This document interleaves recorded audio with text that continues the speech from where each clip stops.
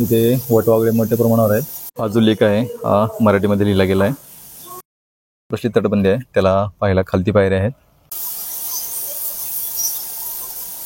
सुलतानराव निंबाळकर होते, त्यांनी हा किल्ला बांधला आहे. तर पाण्यामुळे पूर्ण बुडालेत आतमध्ये. शिवपट्टण किंवा खर्ड्याचा भुईकोट किल्ला म्हणून ओळखला जाणारा हा किल्ला नगर भूम रोडवरती असून भूमपासून 30, जामखेडपासून 23 तर करमाळ्यापासून 63 किलोमीटर अंतरावरती आहे. सध्या आपण जो खर्ड्याचा किल्ला आहे, ज्याला की शिवपट्टणमचा किल्ला सुद्धा म्हणून ओळखला जातो, तेथे आलो आहोत. ही बाहेरची तटबंदी तुम्ही पाहू शकता. हा नगरभूम रोड आहे. याच्याच समोर रोडवरून जाताना तुम्ही किल्ला पाहू शकता. तुम्हाला दुरून हा भगवा ध्वज पाहायला मिळेल. त्याच्याच साईडला हा किल्ला आहे. आता आपण जो किल्ला आहे तो आतमधून पाहूत.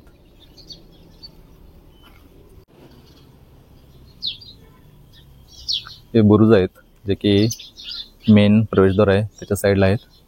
इथे वरती एक पर्शियनमध्ये शिलालेख आहे, पर्शियन भाषेमध्ये लिहिला गेला आहे.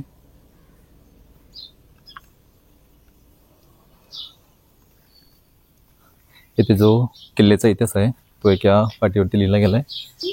किल्ल्याच्या आतमध्ये एक मस्जिद, एक बारव आणि जे 2 धान्य कोटर आहेत ते आपल्याला पाहायला मिळतील.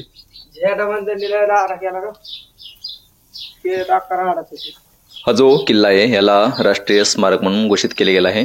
पुरातत्व जो विभाग आहे त्याच्याकडून किल्ल्याची दुरुस्ती आणि सुशोभीकरण केले गेले आहे. येथेच आतमध्ये ज्या भिंती आहेत त्याचेच उत्खनन करताना आतमध्ये जे तोफेचे गोळे आहेत ते सापडले आहेत.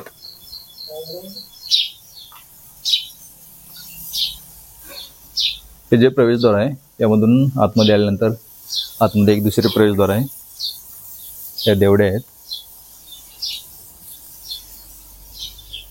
इथे वरती एक लेख आहे. येथील जी दरवाजाची रचना आहे ती दोन्ही बाजूस काटकोनात बनवली गेली आहे. म्हणजे युद्धाच्या काळात सुद्धा जेव्हा हत्ती दरवाजा तोडण्याचा प्रयत्न करत असत त्यावेळेस सुद्धा ते दरवाजा तोडू शकत नसत, अशी ही अभेद्य रचना इथे आपल्याला पाहायला मिळते. पटवागळचा आवाज आहे. इकडून वरती जायला पायऱ्या आहेत.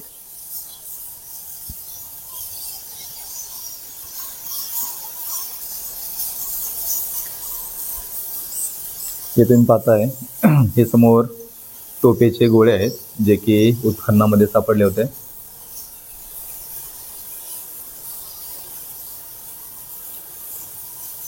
जवळजवळ एक 250 ते 300 तोफेचे गोळे आहेत आणि या साईडच्या विरगळी तुम्ही पाहू शकता.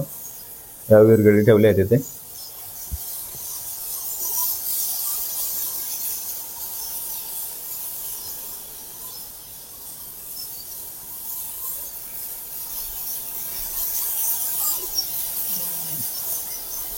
इथे वटवा वगैरे मोठ्या प्रमाणावर आहेत तुम्ही पाहू शकता.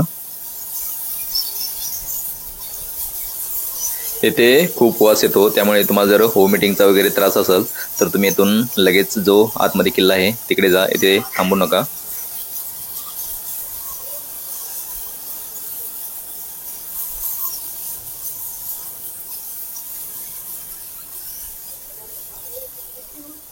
हा किल्ला 3 एकर परिसरामध्ये असून किल्ला एकदम चौकोनी आकारामध्ये आहे. इथे जायला वरती पायऱ्या आहेत. तुम्ही जी साईडची तटबंदी आहे त्याच्यातून वरती फिरू शकता.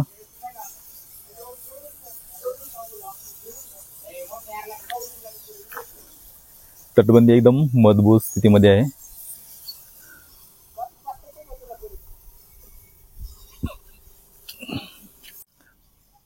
इथून आतमध्ये आल्यावर आतमधला जो पूर्ण परिसर आहे तो पूर्णतः मोकळा आहे.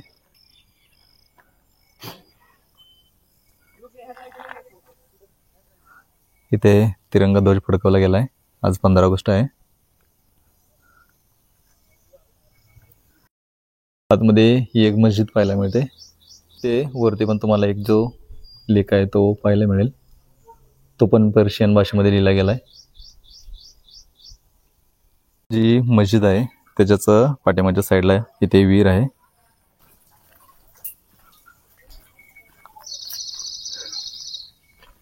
ही विहीर आहे आतमध्ये.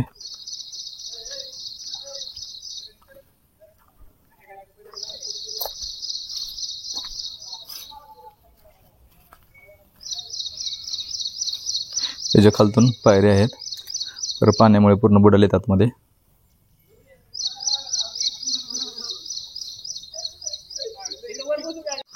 जी तटबंदी आहे, तटबंदीच्या साईडला असे हे दगडी रस्ता आहे, ज्याच्यामुळे गस्त घालण्यासाठी कदाचित तो केला गेला असेल. घडवलेले दगड एकदम चौरशीमध्ये मांडले गेलेत. इथून आता आपण वरती जातोय. दोन्ही साईडला जाण्यासाठी पायऱ्या आहेत. किल्ला आहे तो वरनं तटबंदीवरतून पाहूत. वरती जाण्यासाठी ज्या पायऱ्या आहेत त्याची हाईट आपल्या ज्या पायऱ्या असतात त्यापेक्षा थोडी जास्त आहे.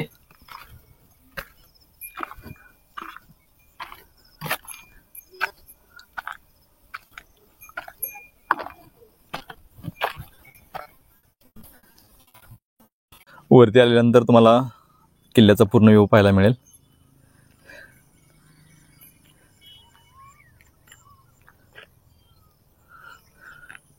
वरती आपण चारी बाजूने फिरून किल्ला पाहू शकतो. एकदम मोठाने चांगल्या कंडिशनमध्ये रस्ता आहे वरती. अशा चलण्यासाठी सगळीकडे पायऱ्या आहेत.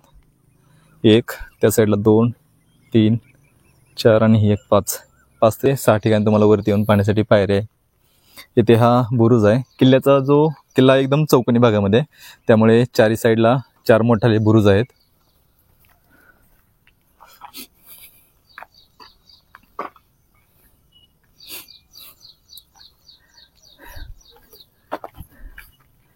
अशा पायऱ्यात खाली उतरला चढायला.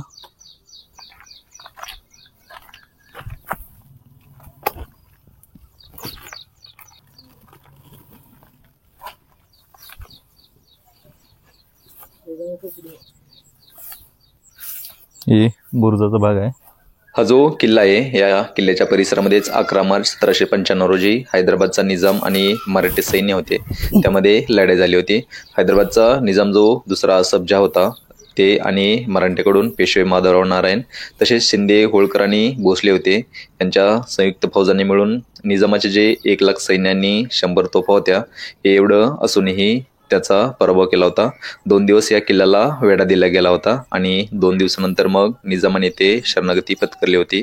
मराठ्यांच्या विजयानंतर त्यांनी निजामासोबत करडा करार केला. यानुसार नुकसान भरपाई म्हणून निजामाकडून 3 कोटी घेतले. तसेच नगर आणि दौलताबादचा जो भाग आहे तो मराठ्यांना दिला गेला. किल्ल्याची वरची जी तटबंदी आहे त्याला असे छिद्र केले गेलेत, जेणेकरून वरनं जे बाण तसेच बंदूक आणि जे भाले वगैरे येते त्यावरून वरतून खालती शत्रूवरती मारा करता येऊ शकेल.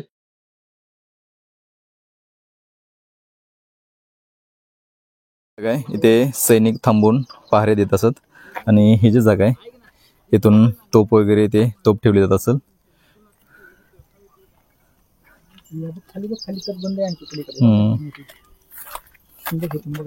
ही बाह्य तटबंदी आहे जी की किल्ल्याचा मुख्य भाग आहे, त्याच्यापासून एक 30 ते 35 फुटावर बाहेर बांधले गेले आहे. तो तुम्ही पाहू शकता. इकडून यायला रस्ता आहे, असं खालती जाऊन इकडे बारवात येते. बारवात सध्या पाणी आहे त्यामुळे पूर्ण पायऱ्या आपण पाहू नाही शकत. ही एवढी भली मोठी तटबंदी आहे जी की आज पण चांगल्या स्थितीमध्ये आहे. ह्याच्याहून जाण्यासाठी जवळजवळ एक 10 फुटापर्यंत असा मोठा रस्ता आपल्याला पाहायला मिळतो. त्यामुळे आपण जो हा किल्ला आहे तो चारी बाजूने फिरून पाहू शकतो. आपण हे जे द्वार आहे ते पाहू शकतो. जे पहिले प्रवेशद्वार आहे त्यानंतर दुसरा आतमध्ये प्रवेशद्वार आहे.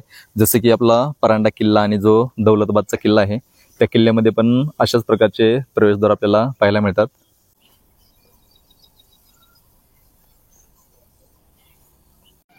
हा जो बुरुज आहे या बुरुजाच्या आतमध्ये पण असं जाण्यासाठी रस्ता दिसतो छोटासा.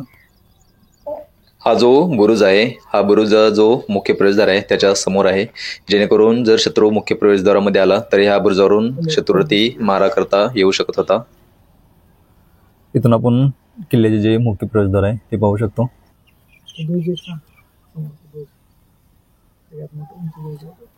हा जो ध्वज आहे हा भारतातील सर्वात उंच आणि मोठा असा शिवध्वज आहे.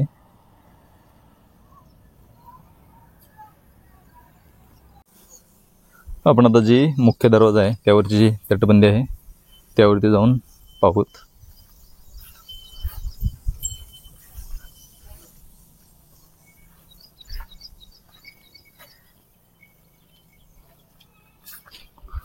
तुम्ही किल्ला एकदम चांगल्या स्थितीमध्ये असल्याचं पाहू शकता.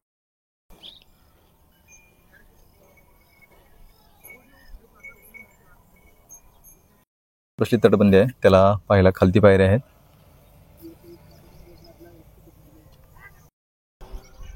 ह्या किल्ल्याला एकूण 7 बुरुज आहेत.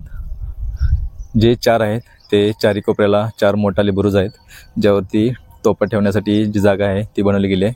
हा एक छोटा बुरुज आहे, त्यानंतर ही तोफ ठेवलेला एक छोटा बुरुज आहे आणि आपण जे थांबलोय हा एक बुरुज आहे. म्हणजे टोटल एकूण 7 बुरुज आहेत. समोरचा जो बुरुज आहे त्या बुरुजावरती एक छोटेखानी तोफ ठेवली गेली आहे. हा किल्ला पाहण्यासाठी तुम्ही वर्षाचे 12 महिने केव्हा पण येऊ शकता. किल्ला फीस वगैरे घेतली जात नाही पाहण्यासाठी, ना पार्किंग चार्जेस वगैरे ते घेतले जात नाही. सकाळी 9 ते सायंकाळी 5 वाजेपर्यंत तुम्ही येथे येऊ शकता. पाऊण ते 1 तास इतका वेळ पुरेसा आहे. आता आपण खाली जो मेन दरवाजा आहे, मेन बुरुज आहे त्यावरती चढून पाहू.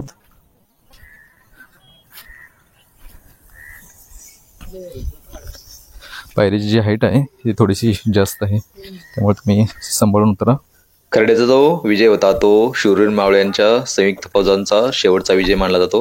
कारण त्यानंतर शिंदे, भोसले आणि होळकर होते ते अलग अलग झाले होते आणि त्यानंतर अशी कुठलीही मोठी लढाई लढून त्यामध्ये विजय झाला नव्हता. प्रवेशद्वारातून आतमध्ये आल्यानंतर येथे एक आतमध्ये जाण्यासाठी रस्ता आहे.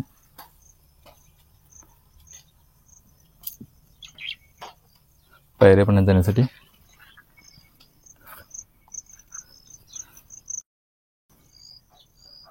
मुख्य प्रवेश जो बॅक साईड आहे, जशा पलीकडे पायऱ्या होत्या त्याच्या इकडे आतमध्ये जायला पण पायऱ्या आहेत. इकडे पण आतमध्ये तुम्ही जाऊन पाहू शकता.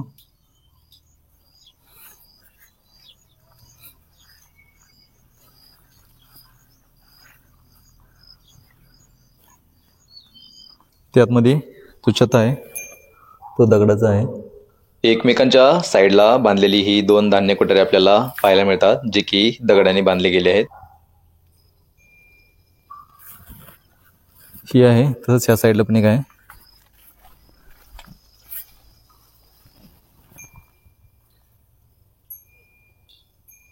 पूर्ण ज्याप्रमाणे एक ट्रेनची बोगी असते त्याप्रमाणे बांधले गेले. करताना डागडुजी करताना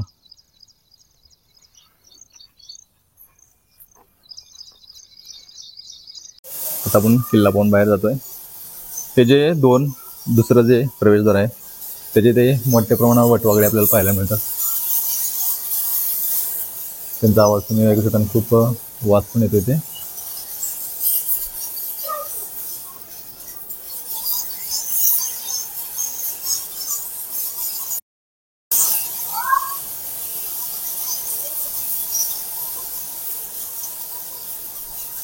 हा जो लेख आहे हा मराठीमध्ये लिहिला गेला आहे, जो दुसरा दरवाजा आहे त्याच्यावरती आहे. ह्या लेखामध्ये असा उल्लेख आहे की 1743 ते 1745 दरम्यान जे सरदार सुलतानरावजी निंबाळकर होते त्यांनी हा किल्ला बांधला आहे.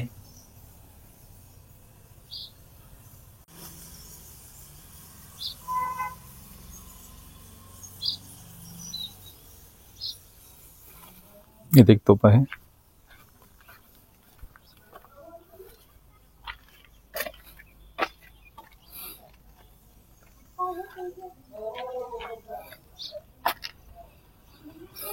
हाच तो शिवध्वज आहे जो की भारतात सर्वात उंच असा आहे.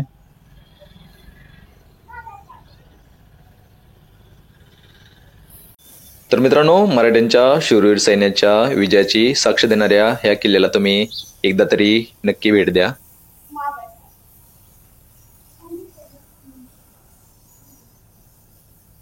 पाहण्यासाठी एक पाऊण ते 1 तास एवढा वेळ पुरेसा आहे.